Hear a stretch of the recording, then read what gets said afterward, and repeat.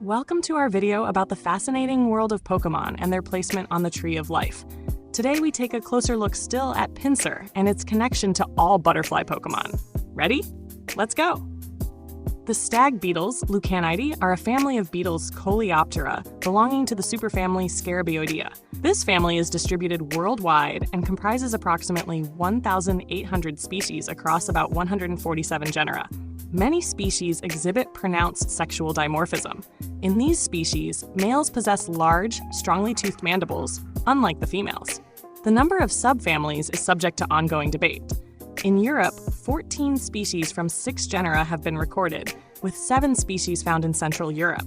New Zealand hosts 39 species, 35 of which are endemic and belong to 5 endemic genera, along with 4 introduced species, 3 from Australia and 1 from Taiwan. The beetles range in size from 8.0 to 90.0 millimeters. Their bodies are generally elongated and typically slightly convex, somewhat flattened, or cylindrical. Their coloration varies from brick red to reddish-brown to black, although some species are brightly colored. Their mouth parts are directed forward, and the head is not bent downward. The compound eyes may be entirely, partially, or not at all separated by the canthus. The ommatidia are either fully developed, eucone, or lack the crystalline cone, acone. The antennae are either geniculate or straight and usually consist of 10 segments. They possess a club of 3 to 7 segments, which are relatively thick and flattened. The segments of the club cannot be placed closely together. The mandibles differ between males and females, being larger in males. The maxilla either has a lobed galea with a reduced licinia or ends in a single tooth in males.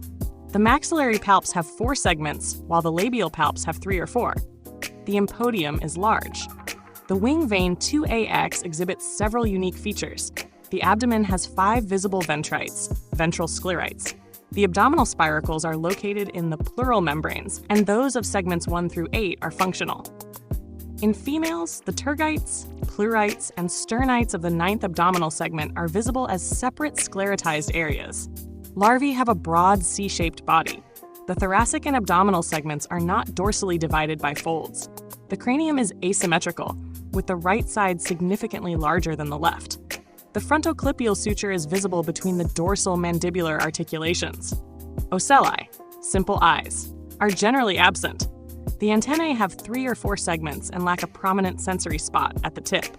The mandibles have a large ventral projection. The galea is clearly separated from the licinia. The first 2 segments of the maxillary palps bear a membranous spot.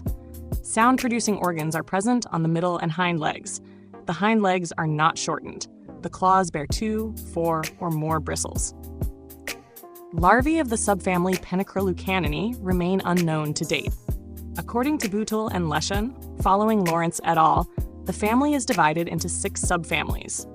Howden suggests that Lucanidae are most closely related to the Passilidae, best beetles, whereas Cavani proposes a relationship with Diphilostomatidae based on similarities in ommatidial structure. However, wing characteristics suggest that Lucanidae diverged early from Passilidae, supporting Howden's hypothesis of a distinct evolutionary path. The monophyly of the family in adult beetles, imagines, is supported by several derived characteristics, specific modifications at the wing base, the separation of mentum and prementum, the presence of a well-developed ligula, and a perforated tentorium.